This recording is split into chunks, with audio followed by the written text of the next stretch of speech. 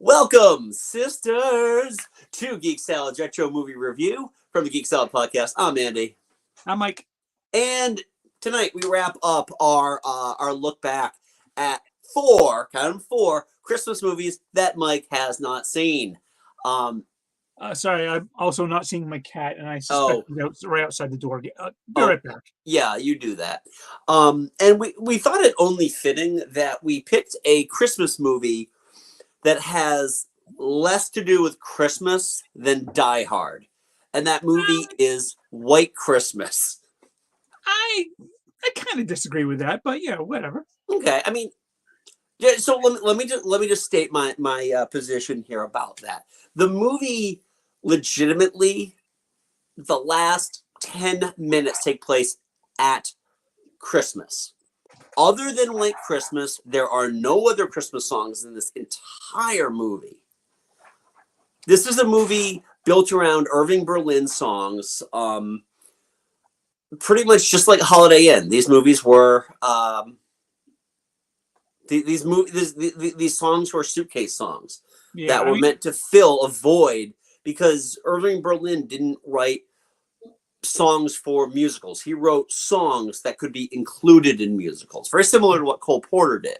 I mean, they did have that that song "Snow" that he sang in the cafe. Yeah, not on the train. I'd call that a Christmas song or not. It's. I will say that them singing that like 5 times in the span of 3 minutes got a little tedious. It's like, get over yourselves. We know you can sing. This was a 50s musical in every sense of the word. Very much so. From the very opening scroll where Paramount Pictures is going to try some new gimmick to get you in the theater. In this case, this division. I will say, though, I don't know if it was VistaVision or not, and I also don't know if they did like an HD up conversion, but this looked fantastic. So, yeah. All right. So VistaVision in and of itself was made to make the screen taller, not specifically wider. It was taller so you could actually see full body dance numbers without it looking weird. It does require a different, measurement of film to do that in. And also with that, they had to improve upon the color processing too. So it was it had to be taller, but it couldn't be stretched out. So it had to be a sharper image. There was definitely an HD up conversion on this as well. This is one of these movies that every 15, 20 years does tend to get a remaster. Yeah. Hey, they had to compete with television gimmicks were a thing in film. Looking at you, William Castle. Yeah, exactly. Smell-o-vision. Yeah, except this gimmick was actually quite nice, whereas most of William Castle's not as much. Exactly. We're gonna have ushers just kind of come out and just fondle you in the theater. Like, ah, God, stop it! Oh, it's raining! Squirt, squirt, squirt, squirt. That reminds me of that old SCTV thing they had with the 4D. So it was 3D, but they'd also have a little dot that would have the smell that you'd have to spray like a special thing. But every time the 3D would pop up, they would just here is your foot-long chili dog, and the dot would come on, and you just shove it into the camera, like they used to do with old 3D movies, where it's just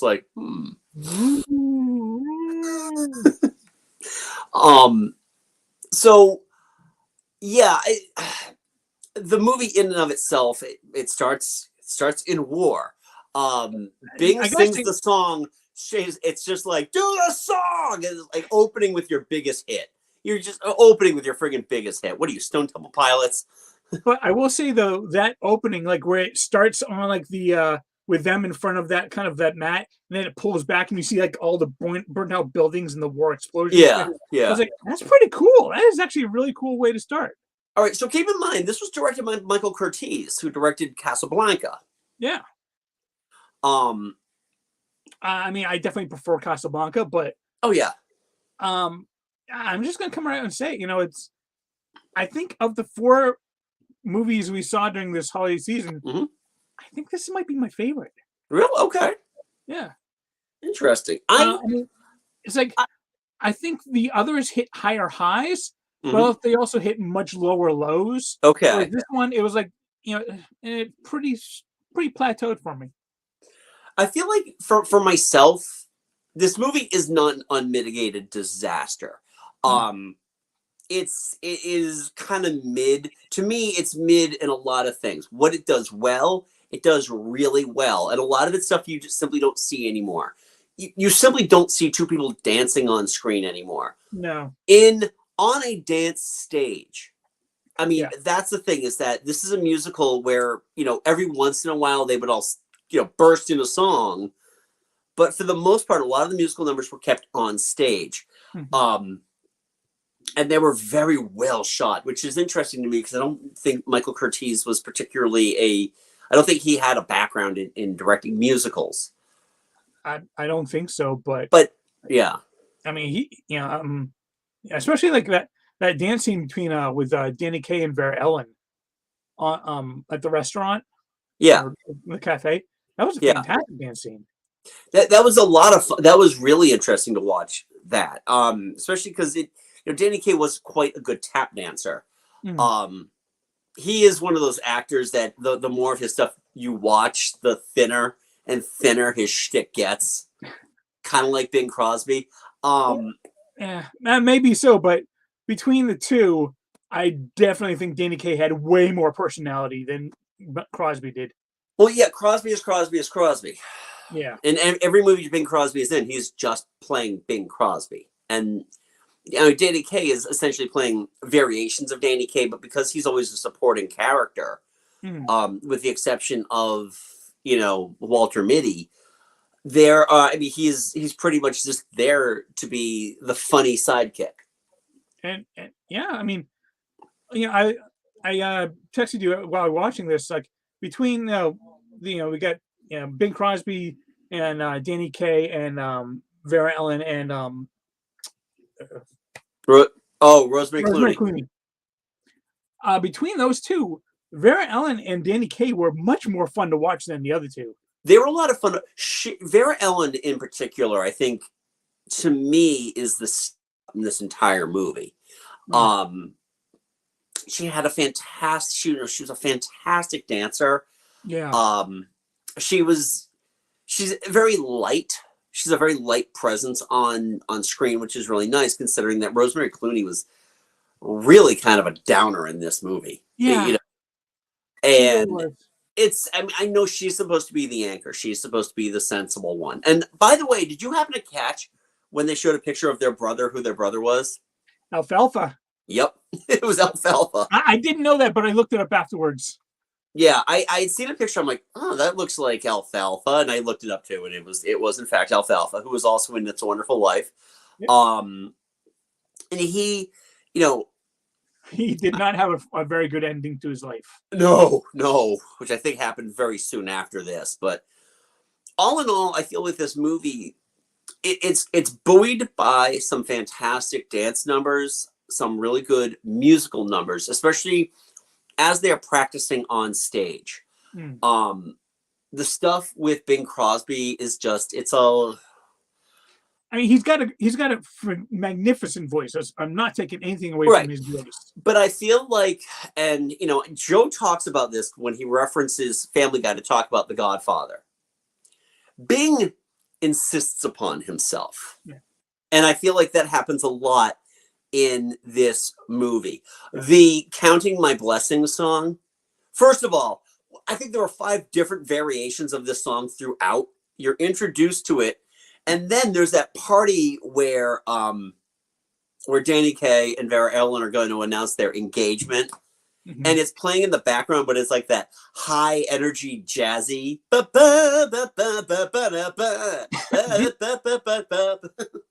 want to say that song, actually, I think that one might have gotten an award, or at least nominated for an award. It might have been nominated because White Christmas was not introduced in this. It was introduced in Holiday Inn, which if you want the taste of racism, go watch Holiday Inn.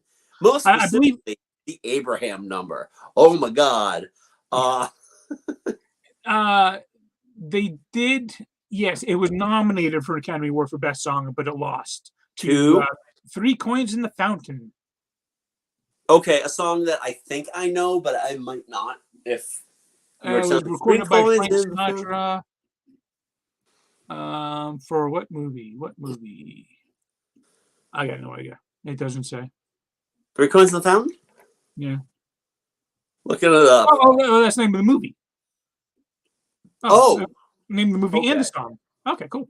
Okay, but and the thing is also with White Christmas in and of itself is that I mean there were like a bunch of movies in like the 80s and 90s that were named after songs. Mhm.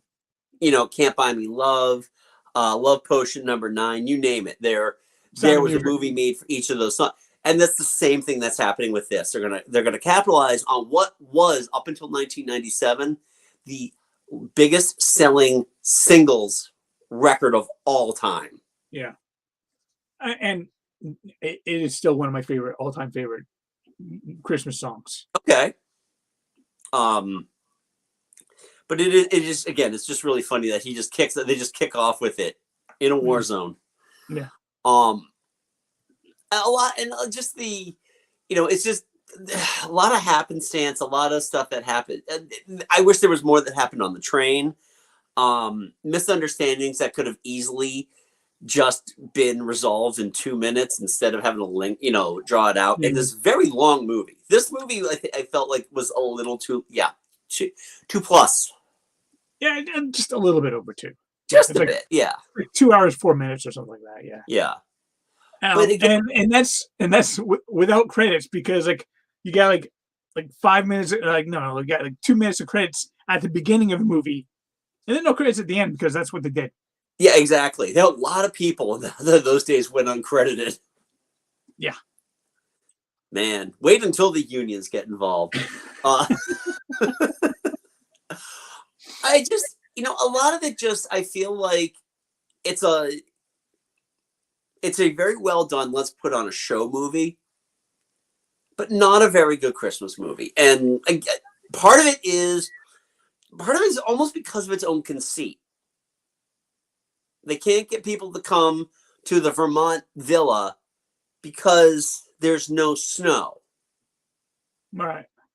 And it's just like, okay, that's gonna really hamper this movie if you want it to feel like a Christmas movie, because there's very little mention of Christmas. There's very little until the very, very end.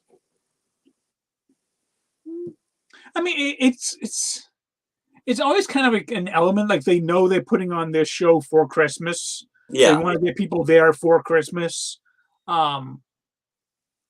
So it's kind of like an element. It's not what it's based up. It's not like kind of the basis of the movie, but it is a very important background element to it. Right, but I think less so than something like, we'll put another Christmas classic of that recent era. It's a Wonderful Life. It's a Wonderful Life.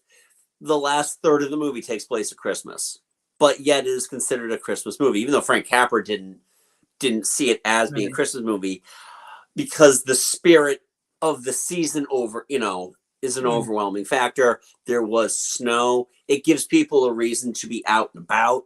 And that was, but with this one, it just felt like it only came up kind of towards it was more like, okay, this is a party for the general. Then it was like, okay, this is our Christmas gift to him. We're going to bring people to come stay at his resort in Vermont. Yeah. Speaking of the general, though, I'm looking up the Dean Jagger. Yeah, I thought he was a fantastic side character in that one. I thought he was pretty good. A lot of the characters, this comes down to the era. It really comes down to the era of filmmaking where you don't have huge ensembles. And once the primary and secondary leads, both male and female, get their parts, anybody else who is third, fourth, fifth, sixth, or seventh billing, they're fighting for table scraps. Yeah, they really are, and it's a shame because there is a very good supporting cast here, but they have very little to do other than to just agree with whatever Bing Crosby says, and that's about it. I did like Mary Wicks though. I thought she had some fantastic little zingers. She was fun. She's always fun in that, even though Yeah. she's the one who starts the whole misunderstanding thing. Yeah. Because, but yeah, like when like the general is like saying like, you think I can't? I did control the whole platoon of men. You think I can't control this thing?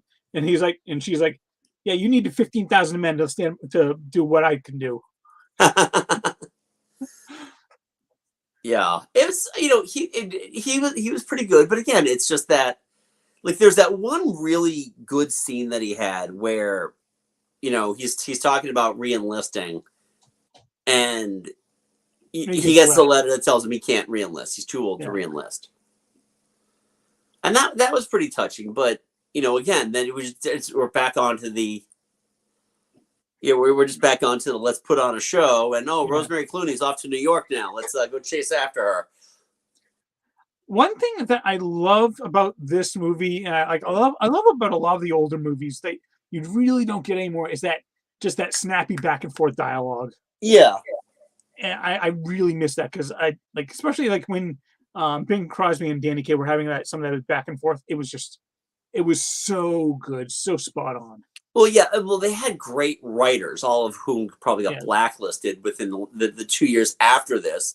But it was also kind of the acceptable time where realism didn't have to play into it. A lot of people don't talk like that in reality, but having that witty, repartee. I'm sure if I looked harder, I could probably find better instances of it. But I agree with you. I think that it was nice to see that in there.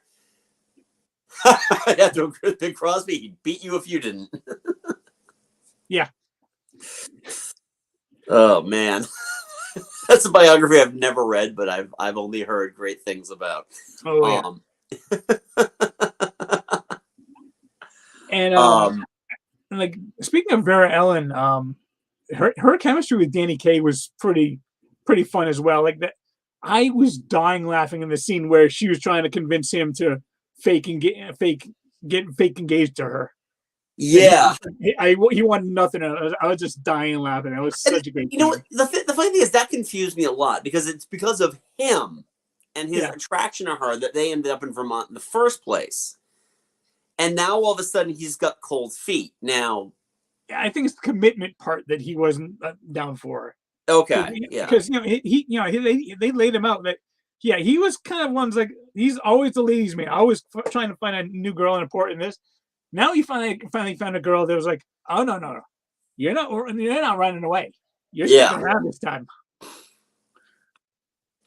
Yeah, I kind of feel like that was shifted like halfway through to get the comedy in there because there was talk very early in the movie when they meet up with the sisters that they're talking about, okay, well, we'll get a brother-in-law to him yet.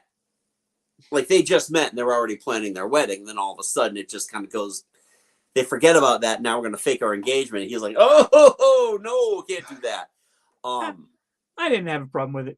I feel like any of the conflict that was going on between Rosemary Clooney and Bing Crosby, all the resolution to that was completely unearned. They built it up and it's just like hey, I'm sorry. Okay.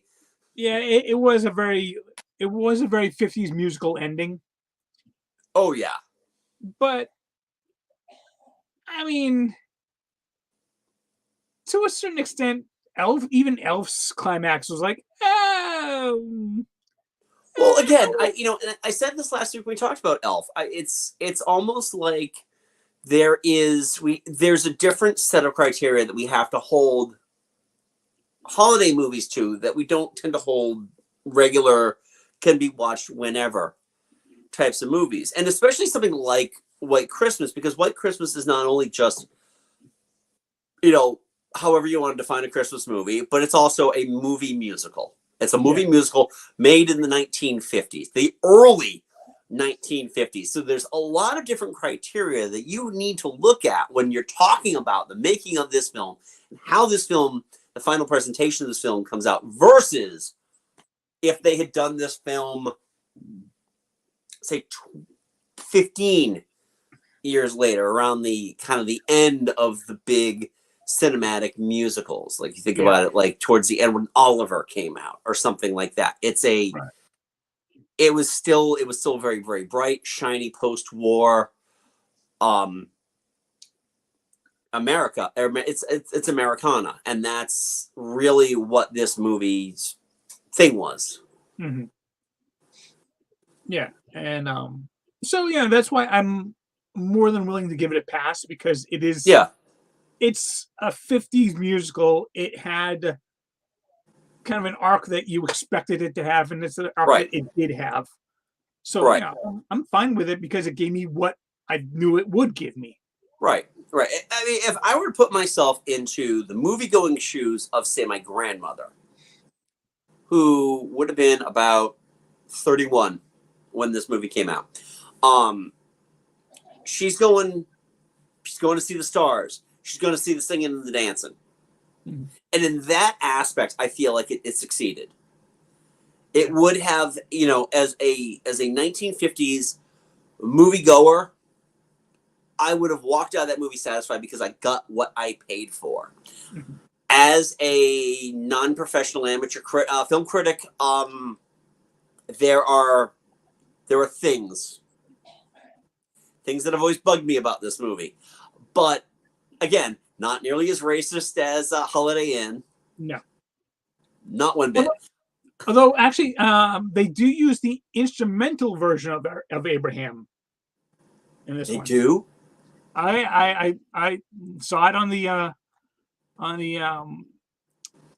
yeah, right, yeah, if you look through the this music track here, they got that Count Your Blessings Instead of Sheep, choreography K, that was kind of a fun song. The Best Things Happen When You're Dancing, reprise, and then Abraham instrumental. Oh my God. Well, Bing didn't show up in blackface, so I guess that's okay. I bet you there's a cut scene where he was, because that seems like the kind of guy he would be. Yeah, I mean, as it is, there was not one single person of color in the entire movie. No, there wasn't. I didn't even think in the background there were no porters. Oh wait, no. The on the train, the bartender, he was black. Oh, of course he was. Yeah. Yeah. I think this is a good movie to kind of cap off everything with. It's inoffensive, and again, I feel like for its time, it fit the bill. And if you're looking for just, if you're looking for a movie musical to watch from this era, then I mean, you absolutely could do worse. The Broadway Melody which won the second winner of Best Picture, was made in the 1920s, is terrible. Because mainly they nailed the tripod to the camera to the floor and just shot a live dance numbers. This at least showed a lot of, I mean, again, it's part of the presentation is because it's so bright. Because it's awash with Technicolor. Yeah. And that's I feel is the biggest star of this movie. Maybe the biggest star of this movie is the VistaVision. Now that I'm thinking about it, it could very well just be the way the whole presentation of this movie is based on VistaVision. And you know what? I'll even say the sets were fantastic looking, actually. Yeah, the sets were not bad. I mean, the sets you really want to get down to was fairly minimal. I'm just like the interior of that inn was like, yeah, I kind of want to visit that inn. That looks like a really cool inn to visit. Yeah. And the area where Danny and Vera had their dance in the back of that kind of that club thing, that place. Yeah. With like the forced perspective lighthouse in the background. Yeah. Yeah, it was obviously a matte painting of like a 10-foot lighthouse built. Right. But it looked great. Yeah. The scenes of war-torn Europe look like a set. I mean, everything kind of looked like a set in this movie, but Yeah, yeah. it was, I mean, it just in was a terms good of just set. overall, I mean, this is. I mean, I wouldn't expect them to like. Okay, hey, they've never fixed this part of France. Let's go shoot there. It still looks like. It still looks like a set. Actually, I was talking to my coworker today, and he said that he thought he'd heard that war torn set was actually taken from War of the Worlds, which I think was filmed the year before. By Paramount, I believe. Yeah, and it honestly it looks a lot like it. Do you have any idea how many sets have been reused? You've done the Universal California tour, right, Mike? Oh yeah, oh yeah. Yeah, that entire set. Yeah, let me just look up when that movie was made. 1953. So yeah, it was next Yeah. year. So they could entirely have taken some of those sets and used them as a backdrop there. Exactly. I mean, and again, it's the same thing as Back to the Future and Gremlins. They're both the same downtown area. Yeah. There's a third movie that used that downtown area too, and I'm not remembering what it was. I know what you're talking about.